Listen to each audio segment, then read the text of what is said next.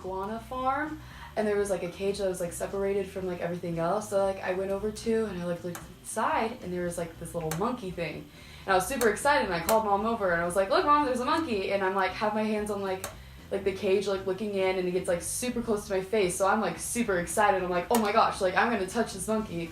And then all of a sudden it grabs my glasses, and I quickly like grab my glasses, and so we're doing like this tug of war thing, and I think like people had to come over and like help me, but I know at least I won in the end, and I ended up keeping my glasses, and everything was fine after. But yes, a monkey almost stole my glasses.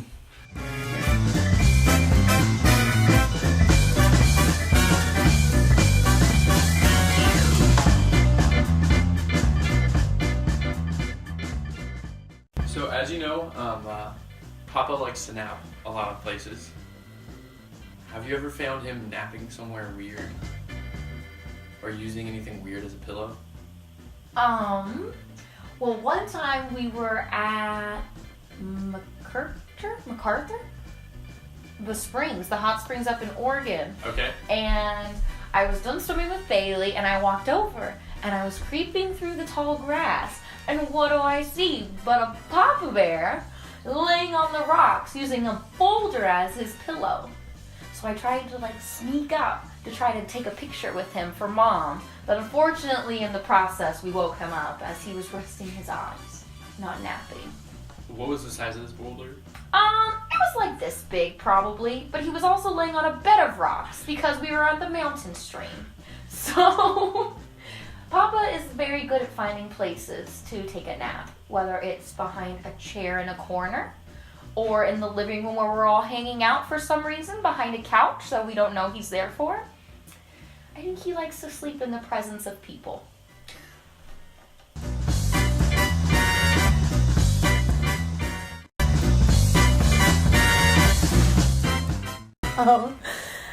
So we were on the tram, and then we went to go get off the tram, and then Papa was like, "Here's someone's bag," and I was like, "Yeah, I'll get it." And then we were like, fighting around, and then we turned around to get off, and then the doors had shut, and the tram was going this way, and I started laughing really hard because I thought that it was super funny right away, but Papa did not think it was that funny at first, and he just kind of stood there like, and then we got, and he was like, "I think we should get off at the next stop." I said, "Okay." And so we got off, and then we were trying to figure out where to go, but we were in a foreign country, so we couldn't read any of the signs because we didn't have Kayla, and neither one of us knew French. So then we just hopped on another train that was going the opposite direction. Then we found like these American women. We were just hanging out and talking to them, like, "Hey, America." And then we look over at the train going by, and there's our family just sitting in a row. And then the train stopped, and then Papa and I got on, and we were like, "Hey." So did Papa seem mad at all during the time? Well, I think he was a little shook, to say the least, in the beginning. But then he thought it was really funny later once we started trying to read signs, and then he realized that we have to laugh or we'll cry. Thanks, Bailey. Yeah. That's really good.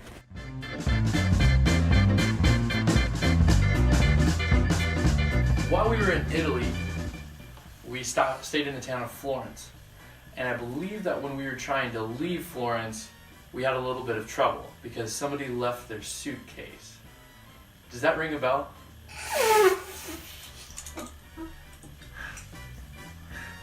Do you know what I'm talking? No? Could you tell us the story, Maddie, of what happened? Fine. Okay, yeah, I left my stuff. I left my purse and my passport at the Airbnb. And then we had to rush back and get it. And I didn't want to tell Dad because he was going to get mad at me. So I told Mom, but then she actually got more mad than Dad did. And then we went back and got it. Yeah, you got up to the Airbnb, got your stuff. Now you need to make it, or you got to get back in time, or you'll be left behind. What was that like? Okay, we're in the taxi, right? This guy's really nice. He's like, he knows we're in a hurry. And then get in, and I look in my purse, and my passport's still not in there. And I'm like, okay, yep, I have everything, because I didn't want to say, we have to go back again. I still don't have my passport. And I just said a quick little prayer and reached into my backpack and my passport had been in my backpack the whole time. And I was so relieved because I really didn't think I had it, and I straight up lied and said, yep, I have everything. And it was terrifying.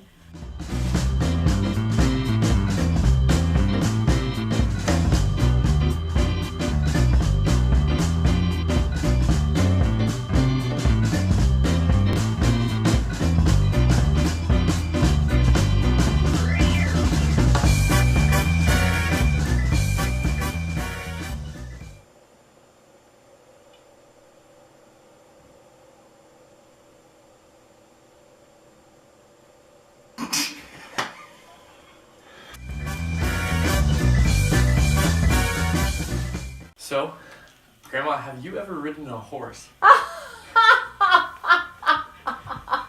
Oh, Colby, you're terrible.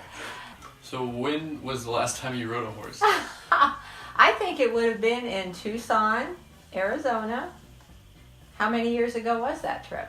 Oh, I don't know. That was our Southwest National Park, Las Vegas trip. Yeah. I don't know, but it will be the last time. How did your horse treat you? My horse was very gracious. Yeah, because I was very squirmy. I was like trying to get my leg in one spot and then get my leg in another position and then try to stand up in the stirrup so it didn't put so much pressure on my hip. And oh gosh, I tried everything. And my horse never like got upset or suggested that it was tired of me.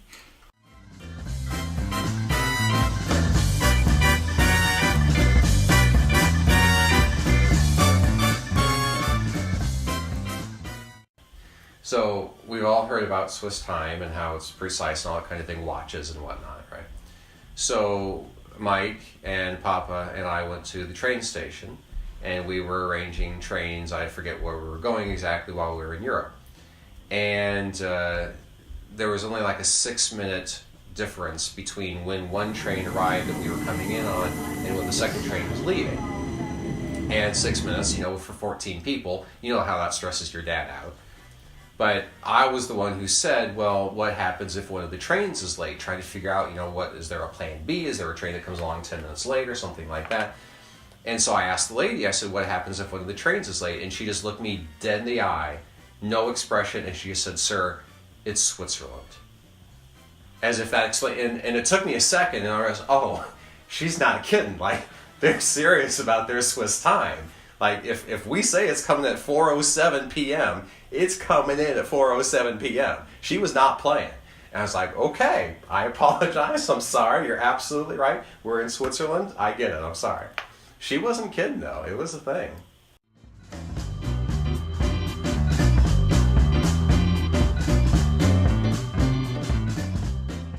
We saw lots of buffalo and like a lot of different animals and geysers and all that, and we found a bear. We were like about to leave because we were trying to find the bear like all day. That was like our goal.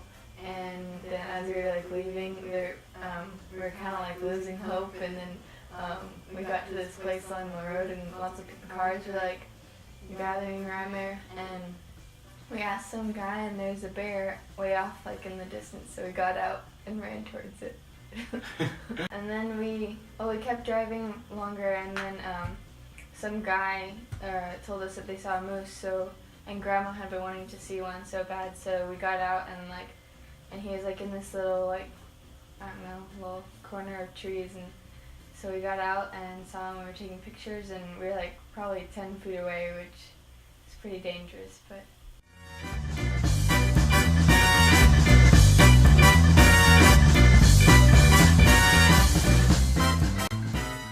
Well, one of the highlights I'll remember is Puerto Rico. I mean, we had a great time. The North Coast, the beach, people just loved it. The South Coast, the restaurant where they catered to us, a mofongo. And then we were in Ay Bonito at the plaza, and this guy who worked in maintenance, lawn care, came up, Senor Wallitwiller? And said, yeah. And he said, oh, it's just wonderful to see you. He said, the hospital just isn't the same since you're gone. And anyway, it was nice to see him. I know Colby thought it was cool that this guy recognized me after like 35 years.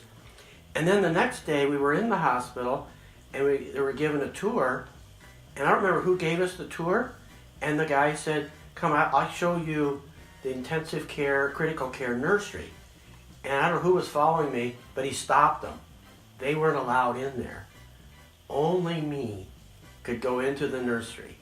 And I mean, it didn't take long. It was nice to see. But anyway, that was a highlight. That trip was great. We all loved it. Eric and the Wallaces and all of us had a great time.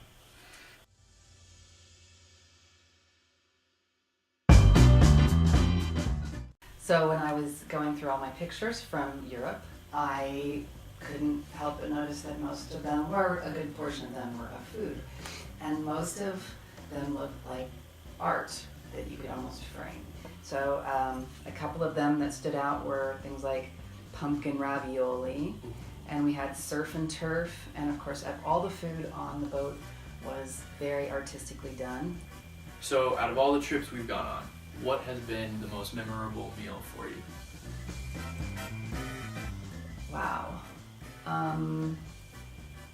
Presentation-wise, the food on the cruise was really, really good, but interesting was probably the meal that we had in Ecuador after we were in the jungle, and the little fish came out and it still looked like a fish, only there was a little breading on it and the eye was kind of like popped out. And then, yeah, we had some plantains and Did you little eat the salad. fish? I did not eat the eye, but, and even Eric ate the fish. Wow. Yeah.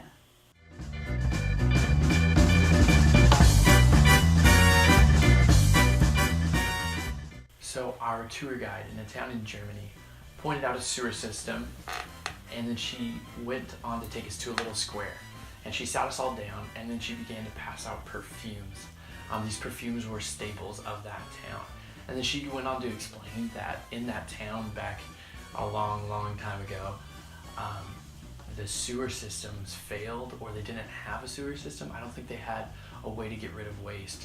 So people would, I think they'd have poop everywhere and stuff like that, and they didn't have anything to do with their trash or whatever. So the city smelled absolutely awful. And because of that, somebody invented a fragrance to cover up the awful stench. And that fragrance was created in the town of Cologne, Germany, and so that's the reason why Guy's perfume is called Cologne, because that's kind of where perfumes and colognes started, I believe. And what's really cool is that's the same, that fragrance that she passed around was what Napoleon Bonaparte used. Not like the same bottle, but the same exact smell. It's like a classic smell.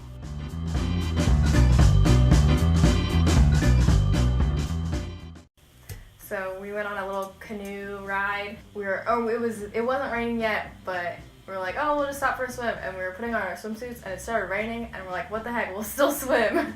So we did, and then we were soaking wet. So we swam like right across from the Monkey Island, so we could like hear them hooting off in the distance. Like, you couldn't always see them, but you could hear them.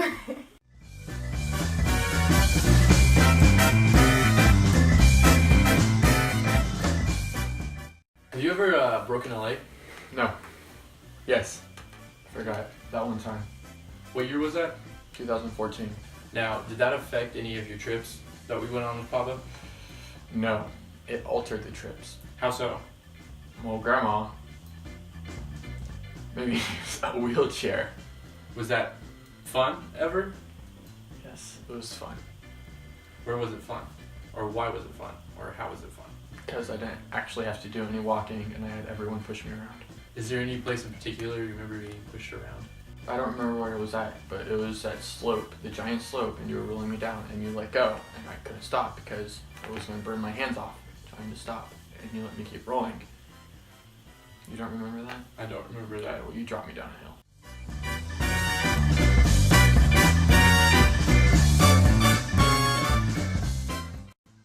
Here's my funny story.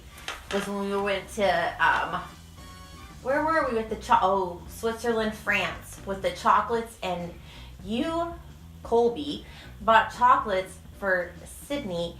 Also, he bought her that hat that I really wanted with the braids, and anyway. So Mom and I were mad at Dad and Papa because they didn't get us chocolate, And then we were so feisty with them that Papa went in the kitchen, and then he says, hold on a minute. And then he comes back with a bag of dark chocolate chips. And he opens them up for us, and we're like, where did those come from? And he brought them to Europe from Oregon.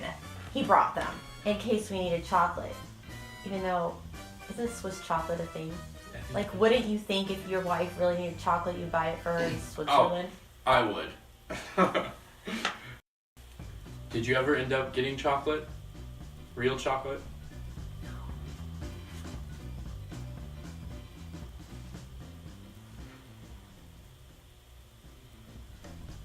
I thought you did. That's the reason why I asked the question. Oh no! So, Papa, I have one more question for you. Okay. Who's your favorite grandchild? Oh, I love them all. I love them all. Colby, you couldn't dare ask a question that had. There's no way. There's not a difference. Everyone I love. Okay, that's good. That's good. I'm disappointed, but that was good.